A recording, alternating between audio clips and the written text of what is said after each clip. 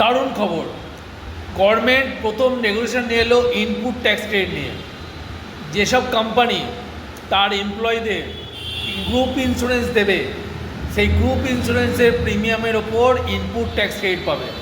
সেই group ইন্স্যুরেন্সটা life ইন্স্যুরেন্সে হতে পারে, মানে টার্ম ইন্স্যুরেন্স, বা হেলথ ইন্স্যুরেন্স হতে পারে। তো প্রতিটা কোম্পানি যার এমপ্লয়ীদের জন্য এই গ্রুপ ইন্স্যুরেন্স করিয়ে দেবে, সেই গ্রুপ ইন্স্যুরেন্সের ইনপুট ট্যাক্স ক্রেডিটটা পাবে। তো এটা কিন্তু বিশাল বড় খবর।